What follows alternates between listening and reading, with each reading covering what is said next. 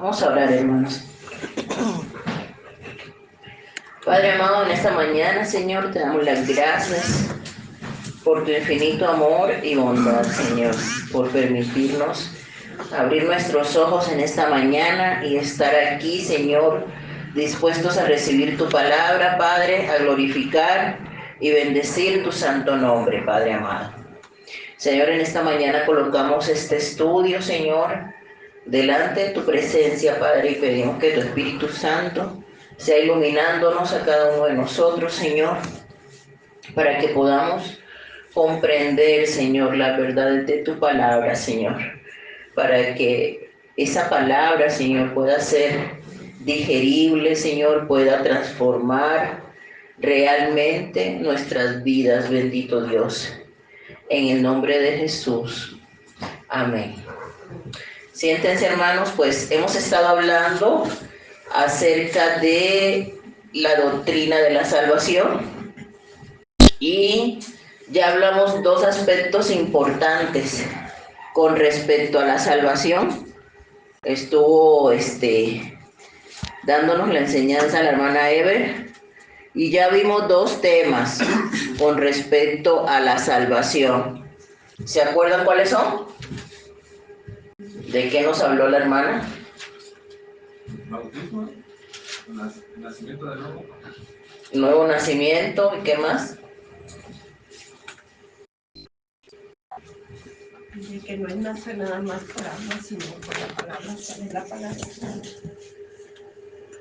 Bueno, básicamente, amados hermanos, la doctrina de la salvación incluye tres aspectos, ¿sí?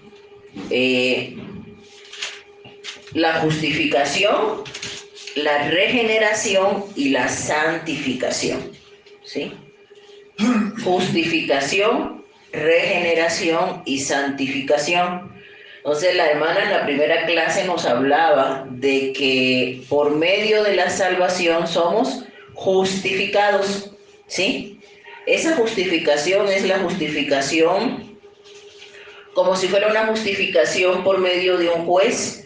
Nosotros estábamos condenados ¿a qué? A muerte eterna, ¿sí? A perdición eterna. Sin embargo, por medio del sacrificio de Jesús, ese cordero que fue sacrificado, ¿sí? Donde el inocente se dio por causa de los pecadores, entonces nosotros recibimos la absolución, ¿sí? Para que esa condenación sea quitada de nuestras vidas. Eso es lo que es la justificación, ¿sí? Por medio de la sangre de Jesús hemos sido justificados ante el Padre, o sea que ya no vamos a ser juzgados para condenación. El otro aspecto importante es la regeneración. Regeneración es lo mismo que nuevo nacimiento, ¿sí? Y cuando nosotros creímos y aceptamos a Jesús como nuestro único y suficiente Salvador, entonces somos hechos hijos de Dios, dice la palabra. A todo aquel que cree en Él y le ha recibido es hecho hijo de Dios. Entonces, al ser regenerados, ¿sí? Hemos sido también adoptados, como hijos de Dios. Nacemos de nuevo y al mismo tiempo somos adoptados por el Padre.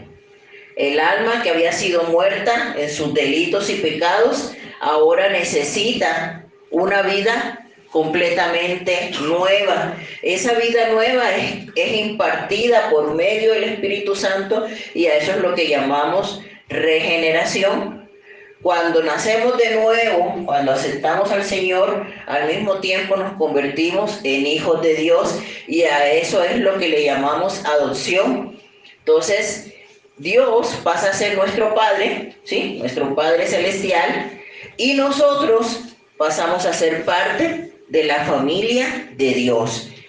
Entonces, eso es lo que incluye la regeneración y la adopción. Y el último aspecto es la santificación. La santificación quiere decir que después de que fuimos hechos justos, después de que hemos nacido de nuevo, después de que hemos ingresado a la familia de Dios y aceptado a Dios como nuestro Padre, entonces, ¿qué sucede? El Señor nos aparta, ¿sí? Bueno, este es mi hijo y yo lo aparto, lo dedico, lo consagro. ¿Para qué?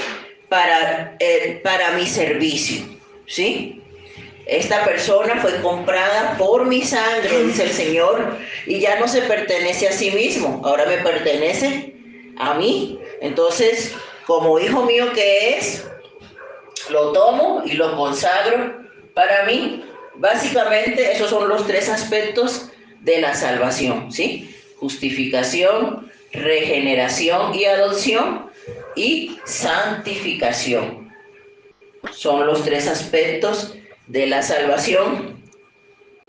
No hay salvación si no se cumplen estas tres experiencias o estos tres aspectos. Al estar justificados quiere decir que Jesús pagó nuestra deuda. El inocente por el culpable pagó nuestra deuda y por eso somos justos. La palabra dice que no hay justo ni aún uno, que no hay bueno ni aún uno. ¿Estamos de acuerdo?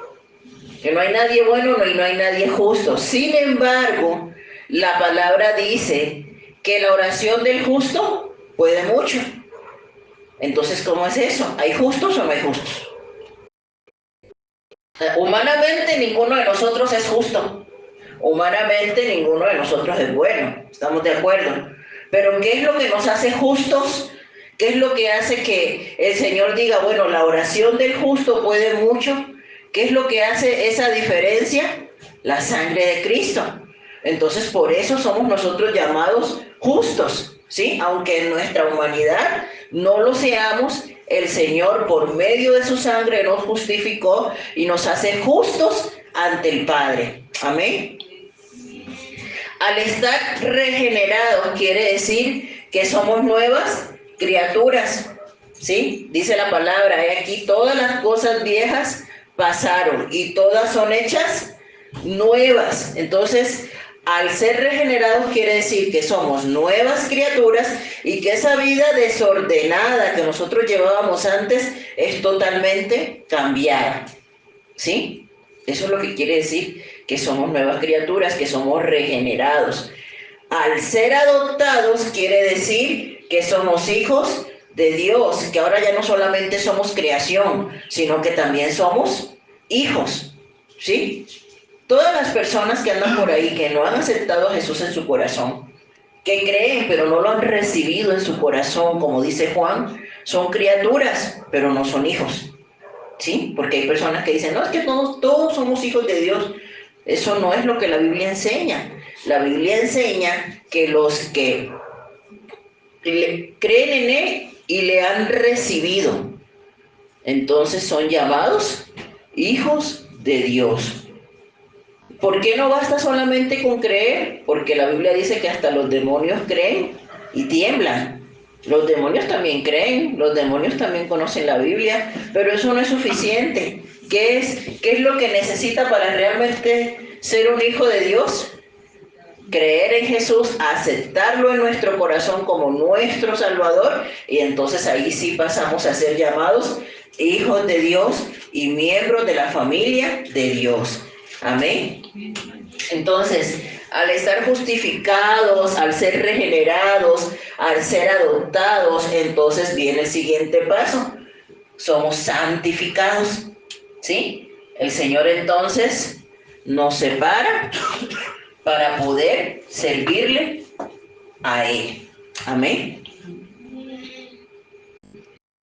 Entonces, en relación a la justificación, les estoy haciendo un recorderis, ¿no? Para que si algo no quedó a lo mejor de todo claro, puedan retomarlo y aclarar. Entonces, con relación a la justificación, Dios es el juez y Jesús es nuestro abogado. ¿Por qué la palabra dice que Jesús es nuestro abogado? Y que Él intercede, y que aparte de abogado también es sumo sacerdote, porque Él intercede por nosotros día y noche ante la presencia del Padre. ¿Por qué? Porque nosotros habíamos pecado, ¿sí? y pecamos constantemente.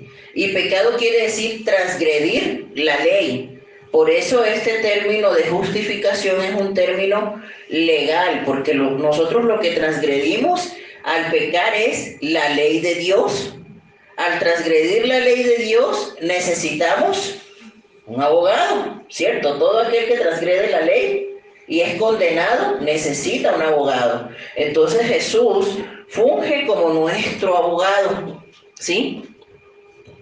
Y cuando, por ejemplo, una persona comete un delito, ¿no? Aparte de buscarle el abogado, tiene que pagar, ¿cierto? Una fianza, ¿sí? Entonces, hagan de cuenta que en esos términos legales, Jesús pagó por nosotros, ¿sí? El inocente por los culpables. Y a ese pago, ¿sí? Es a lo que le llamamos expiación. ¿Sí? ¿Está claro? A ese pago es a lo que le llamamos expiación. Sí, pero para que nosotros podamos ser sujetos, ¿no? O de que ese abogado nos defienda, ¿sí? Entonces nosotros necesitamos hacer algo, y es que arrepentirnos de nuestros pecados. Arrepentirse quiere decir darle la espalda al pecado y volver nuestra mirada a la cruz, volver nuestra mirada a Dios. No solamente sentir pesar por lo malo que hicimos, porque sentir pesar y no cambiar y no volverse a Dios, eso solamente es remordimiento. Pero cuando hablamos de arrepentimiento, entonces es que le damos la espalda al pecado y nos reconciliamos con Dios. ¿Sí está claro? Cuando le damos la espalda al pecado y nos volvemos a Dios, entonces recibimos ¿qué?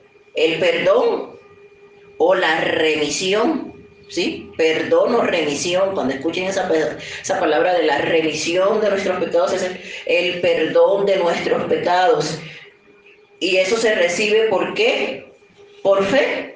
Al aceptar el sacrificio de Jesús, yo recibo por fe el perdón que viene del Padre.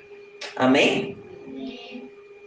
Entonces, ¿y qué es lo que da testimonio de que yo he sido perdonado?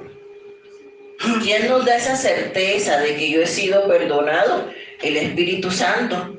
La palabra dice que el Espíritu Santo es el que da testimonio de nosotros, ¿sí? Cuando una persona realmente ha sido perdonada, es el Espíritu Santo el que pone esa paz en tu corazón de que el Señor te ha perdonado, de que el Señor te va a dar una nueva vida.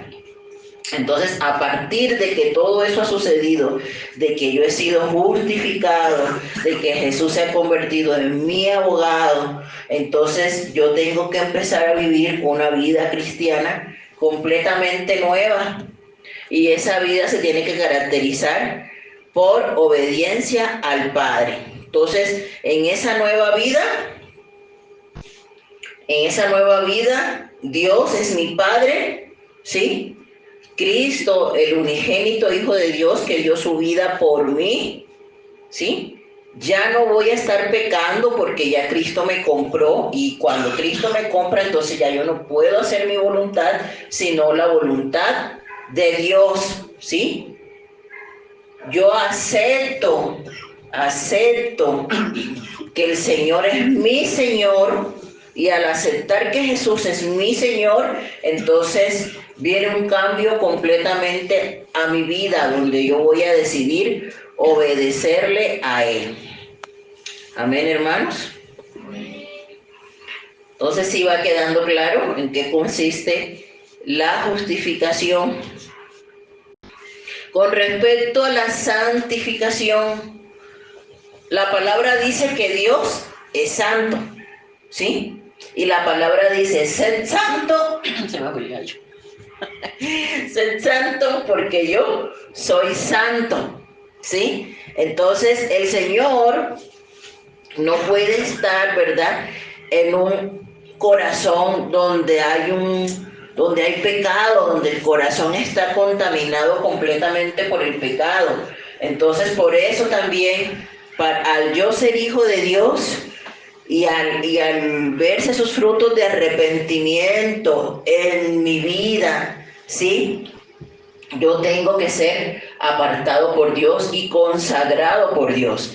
En el Antiguo Testamento, cuando los sacerdotes iban a ser consagrados para el servicio a Dios, había una ceremonia especial donde a esos sacerdotes se les lavaba literalmente, ¿sí? Y por medio de ese acto se simbolizaba que ellos estaban siendo purificados, se les ungía con aceite, se les aplicaba sangre.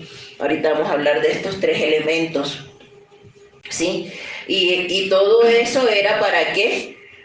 Para santificarlos, es decir, que ya ellos no iban a vivir una vida para agradarse a sí mismos, sino una vida para agradar a Dios.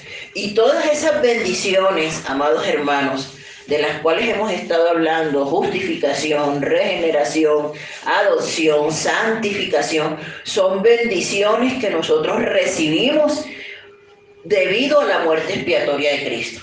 O sea, viene el paquete completo. La salvación, hagan de cuenta, es un paquete, ¿sí? Y ese paquete incluye todos esos beneficios, que somos justificados, que somos renovados, que somos adoptados, que somos santificados. Eso incluye, el paquete incluye todo eso, ¿sí?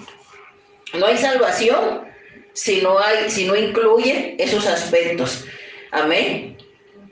Entonces, esa muerte expiatoria de Jesús, ¿sí?, es impartida al hombre, ¿sí? Y el hombre recibe todos estos beneficios y los va a ir viendo en su vida cada día, ¿verdad? Cada día él va a estar siendo santificado, ¿sí?, debido a la operación del Espíritu Santo en nuestros corazones. Amén. Entonces, ¿hay alguna condición para que las personas realmente sean salvas? Pues condición como tal, no, porque pues el Señor es quien hace todo. Nosotros no podemos hacer nada. Sin embargo, si es necesario que haya actitudes, ¿sí?, que son imprescindibles para que nosotros seamos salvos, y es el arrepentimiento y es la fe. Un arrepentimiento verdadero tiene que ir acompañado del esfuerzo por cambiar. Una persona no puede decir estoy arrepentida si sigue haciendo lo mismo. ¿Estamos de acuerdo? O puede decir, ay, ya yo me arrepentí de que yo robé, pero sigue robando, ¿no? Eso tiene que ir acompañado también de fe en Jesucristo. ¿Y qué es la fe? Es la confianza segura, la certeza de lo que se espera, la convicción de lo que no se ve, de la cual habla en Hebreos capítulo 11, ¿sí? Entonces, ese arrepentimiento más esa fe llevan a una persona a una verdadera conversión. Cuando hablamos de que una persona verdaderamente se convirtió, no solamente cuando hace una oración de fe, eso es algo externo, ¿sí? Eso es algo tal vez momentáneo, pero nosotros podemos hablar de que una persona realmente se ha convertido cuando esa persona se apartó del pecado, ¿sí?, y permanece en Dios. Amén.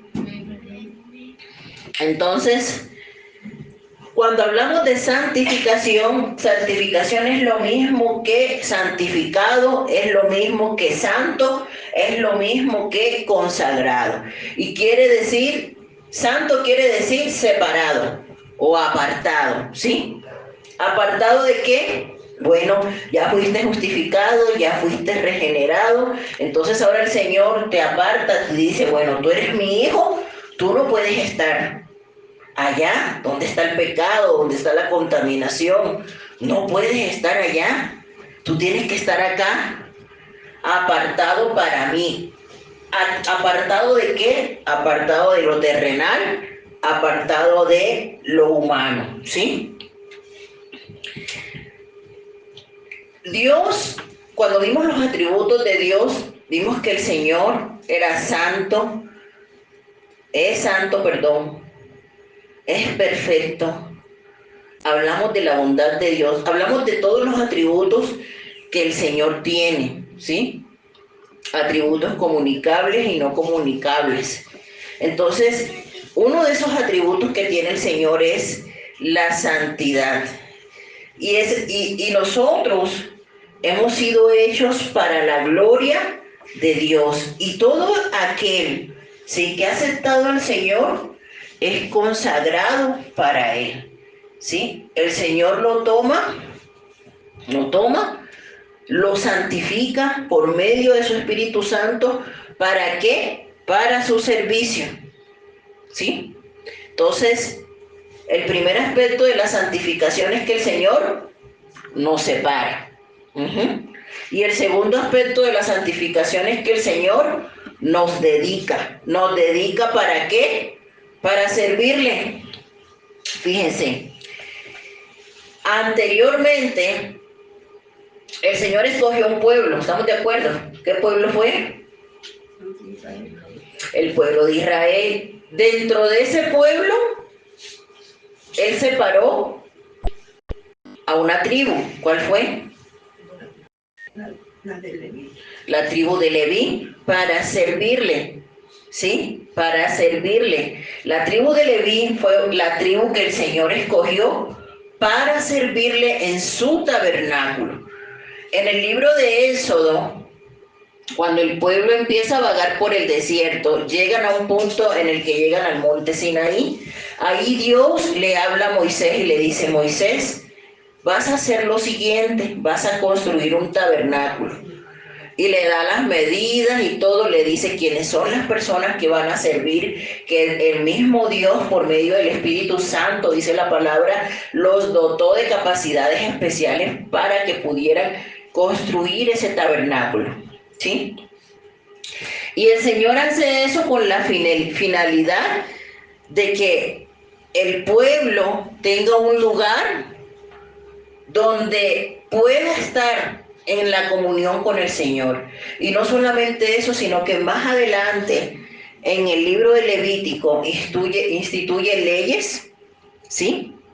Y esas leyes no solamente eran sociales, sino también eran leyes morales, eran leyes religiosas, ¿sí? Y el Señor hace todas esas leyes con el propósito de ¿qué? De que su pueblo viva en santidad, ¿sí? Si el Señor un día estableció: tú que eres de mi pueblo, no matarás, tú no codiciarás la mujer del prójimo, tú vas a guardar el día de reposo, tú que eres mi pueblo, no te harás imagen, tú que eres mi pueblo, vas a amar al Señor sobre todas las cosas, tú que eres mi pueblo, honrarás a padre y madre, etcétera, porque eran 613 mandamientos. ¿Con qué finalidad el Señor hizo todos esos mandamientos? Para que su pueblo se mantuviera santo. O sea, para que hubiera una diferencia entre su pueblo y lo que practicaban todos los demás. ¿Sí?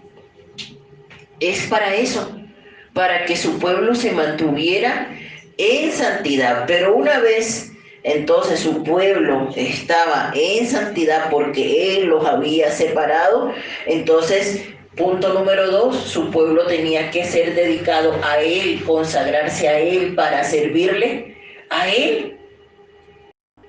Y a pesar de que había una tribu en especial que le servía al Señor, que era la tribu de Leví, estamos de acuerdo de que todas las tribus le servían a Dios.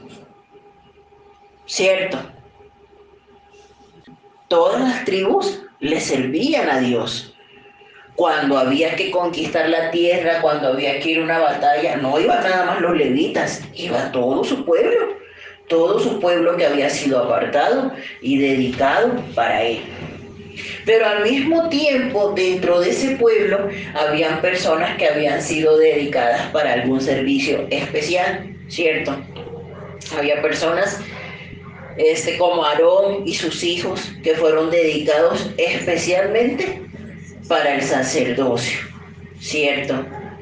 Habían personas que habían sido dotadas por el Espíritu Santo especialmente para construir. Habían sido personas que habían sido dotadas especialmente para alabar al Señor. Y cada uno en su función era dedicado para el servicio a Dios. Entonces, una vez hemos sido separados, por ejemplo, en el caso de nosotros, del pecado, del mundo, y hemos sido hechos partícipes de esa naturaleza divina, porque nacemos completamente de nuevo estando en el Señor, somos consagrados a la comunión con Dios y somos apartados para su servicio. Amén.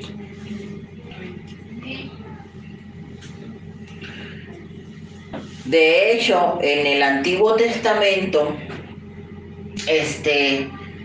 la palabra santo era una palabra que se ocupaba mucho, en especial para aspectos relacionados con la adoración. Otros dos aspectos importantes de la santificación son la purificación y la consagración.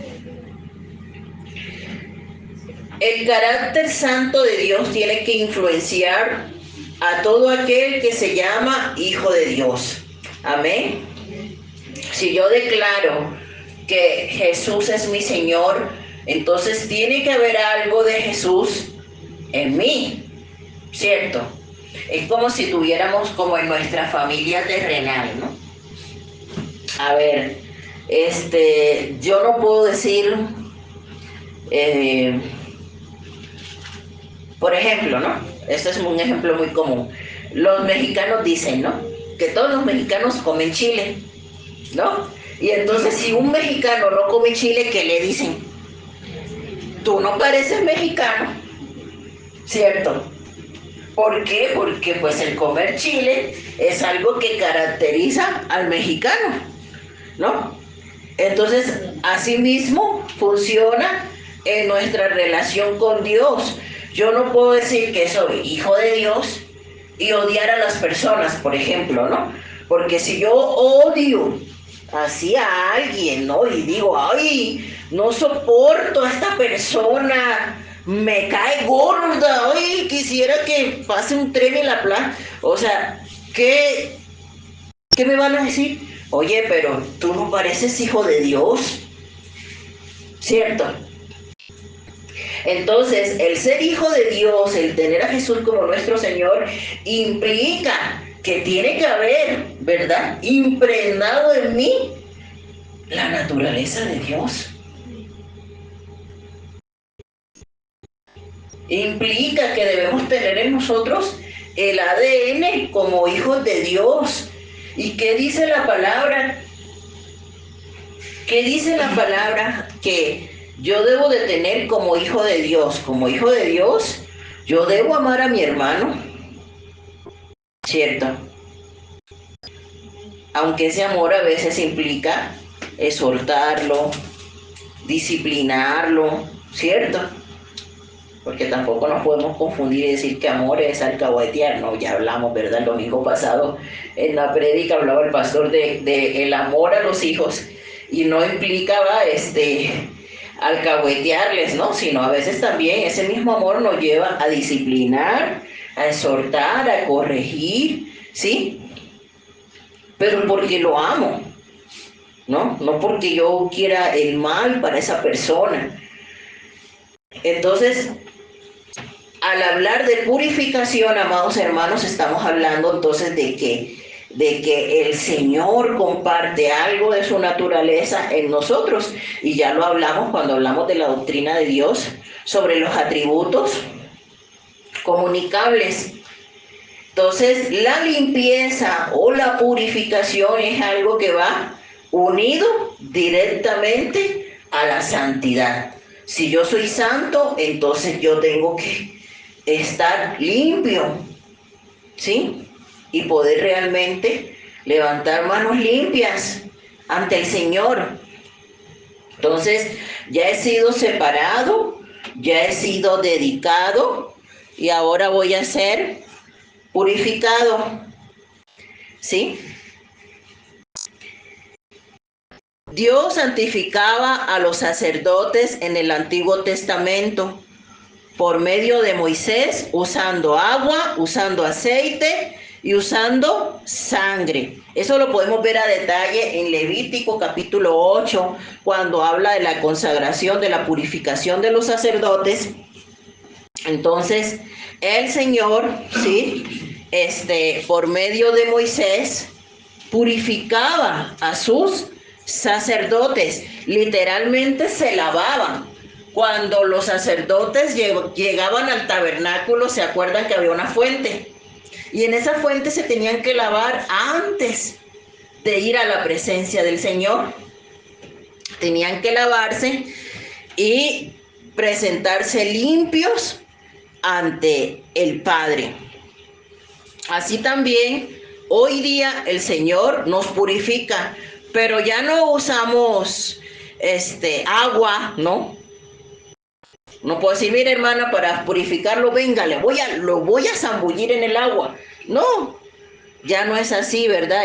Sabemos que el Antiguo Testamento era una sombra de lo que iba a venir. El Antiguo Testamento era algo que nos anunciaba lo que estaba por venir, pero muchas cosas cambiaron en el nuevo pacto. Entonces, ahorita ya no somos purificados por medio de agua como en el Antiguo Testamento, pero sí hemos sido purificados por medio de la sangre de Jesús. Sí hemos sido purificados o somos purificados diariamente por medio de su Espíritu Santo, y también somos purificados por medio de ¿qué? De la palabra. Amén. Somos purificados por medio de la palabra, para poder entonces ejercer un sacerdocio, porque sabían que nosotros somos sacerdotes. A ver, alguien que me apoye con Primera de Pedro 2:5. Y otra persona que me apoye con Juan 17:17. Y otra persona con Romanos 15:16. Y vamos a ver ahora que en este nuevo pacto, para ser purificados, el Señor ha utilizado no solamente su sangre, sino su palabra y su Espíritu Santo. Amén. Para ejercer un sacerdocio espiritual.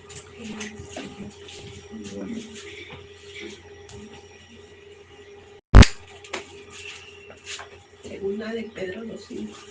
Primera de Pedro 2:5, ¿qué dice? Primera.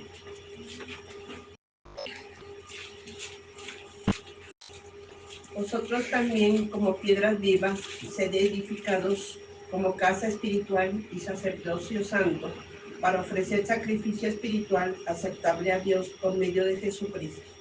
Entonces dice que nosotros somos un sacerdocio santo.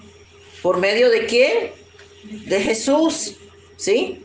Por medio de la sangre de Jesús, nosotros ahora somos no solamente pueblo escogido, no solamente un linaje, sino también un sacerdocio.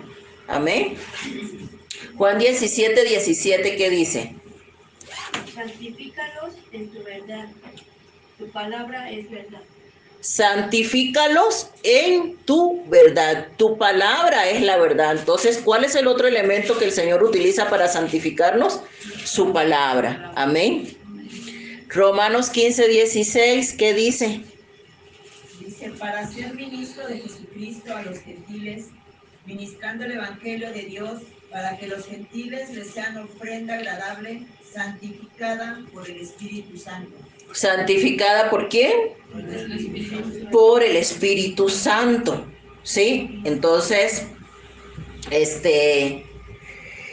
ahí nos dice, ¿verdad? Entonces es por medio de Jesucristo, obviamente por medio de su sangre, por medio de la palabra y por medio del Espíritu Santo. Es que nosotros somos purificados. Amén. Y el otro aspecto que les hablaba es la consagración, ¿sí? Ya hemos sido apartados, dedicados, limpiados, ¿sí? ¿Y eso para qué es? Para consagrarnos para el Señor. El Señor, todo lo que utiliza para su servicio, tiene que ser santo. Amén. En una ocasión, yo les decía, por ejemplo, o sea, si nosotros consagramos esta bocina para el servicio a Dios, entonces esto quiere decir que esa bocina solamente es para el servicio a Dios, ¿sí? No para prestársela al vecino, como dicen aquí, sonidero, ¿no? Es para el servicio a Dios. Pero ¿qué será más importante? ¿Una bocina o el que hace sonar la bocina? Entonces, el que hace sonar la bocina, ¿verdad? También tiene que vivir en santidad, porque de nada sirve que la bocina esté consagrada, pero que el que está ahí en el audio, ¿verdad?, no viva en santidad. Eso no sirve de nada. Estas son las cosas materiales, pero la persona, ¿verdad?, que está detrás de eso, que también está consagrada a Dios, tiene que vivir una vida en santidad, ¿sí? Y así es todo, ¿no?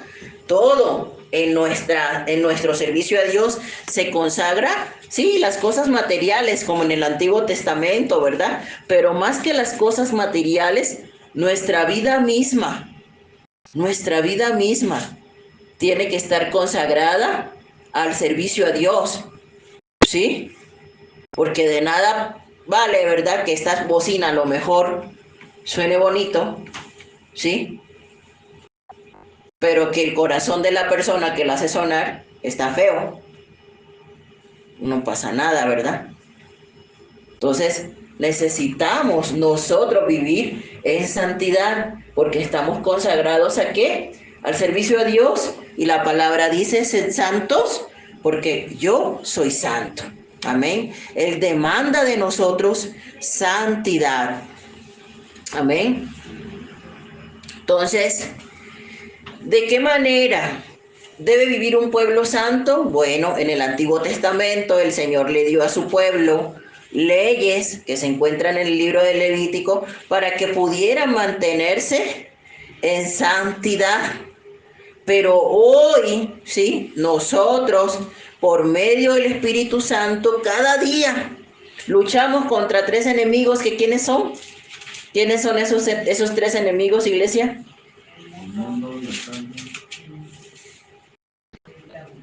El mundo, la carne y el diablo, ¿sí? Cada día es una lucha entre nuestra carne y entre nuestro espíritu, ¿sí? Contra el mundo, contra la carne y contra el diablo. Y cada día tenemos que levantarnos, ¿sí?, y recordar que hemos sido consagrados a Dios para que por medio de su Espíritu Santo podamos continuar viviendo en santidad. Amén. Y por último, entonces ya hablamos de separación, dedicación, purificación, consagración, y el último aspecto de la santidad es servicio, ¿sí? El servir a Dios equivale a ser un sacerdote, ¿sí? Por eso es que, por ejemplo, cuando nosotros nos referimos a Jerusalén, decimos, allá en la tierra santa, ¿sí? Pero ¿por qué esa tierra es santa? ¿Por qué le llamamos tierra santa? Y todo el mundo le llama tierra santa. ¿Por qué es tierra santa?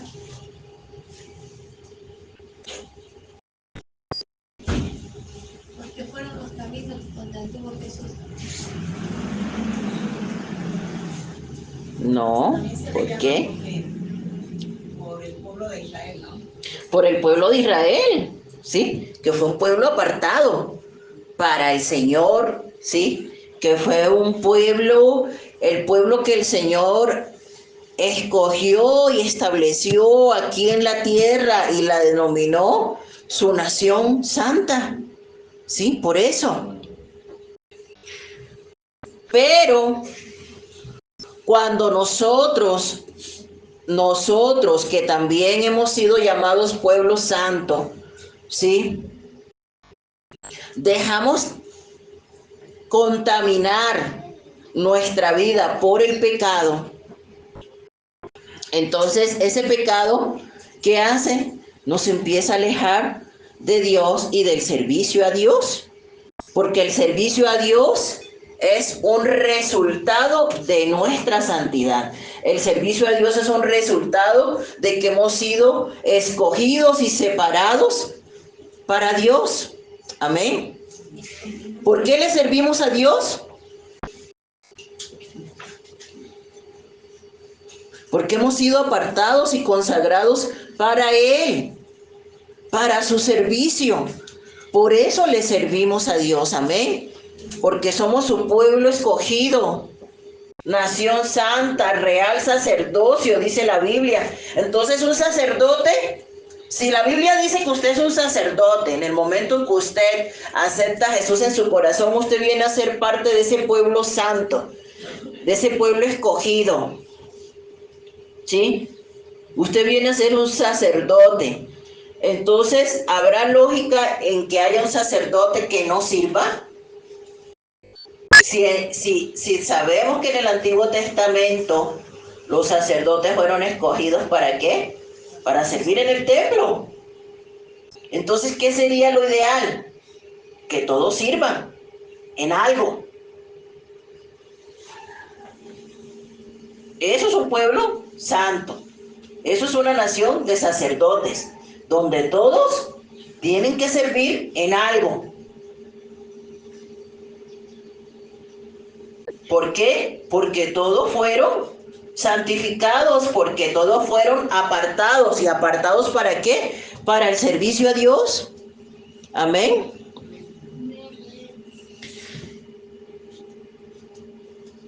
La palabra nos enseña a que en el momento en que nosotros nos convertimos en ese pueblo santo, somos un sacrificio vivo para Dios. Amén. Romanos 12:1, alguien que lo tenga por ahí. ¿Qué dice?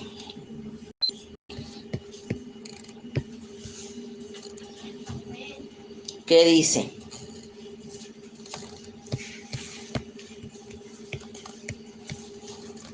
Dice, así que, hermanos, os ruego por las misericordias de Dios que presentéis vuestros cuerpos en sacrificio vivo, santo, agradable a Dios, que es vuestro culto racional.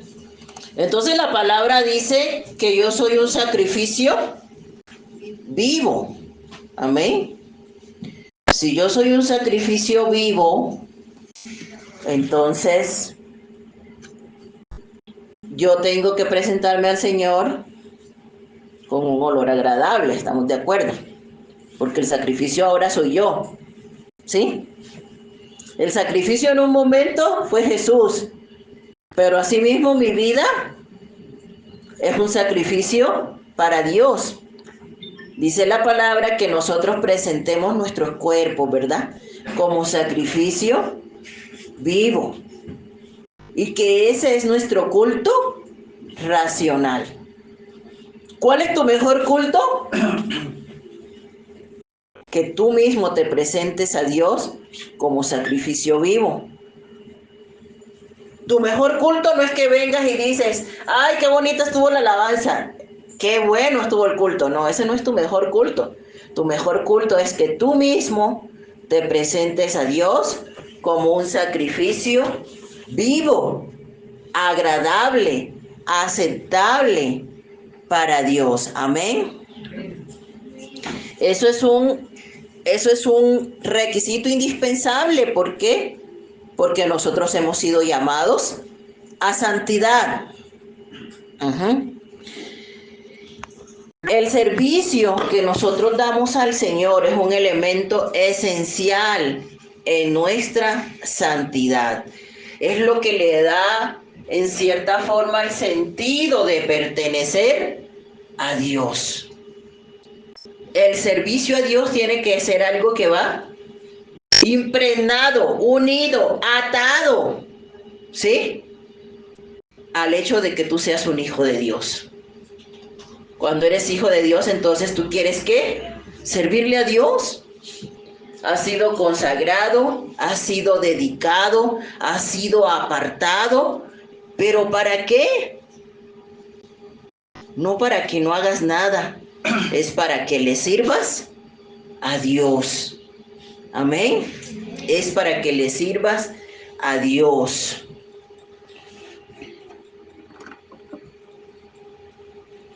Y no solamente por medio del servicio, sino también en nuestra vida diaria, nosotros tenemos que rendirle adoración a Dios.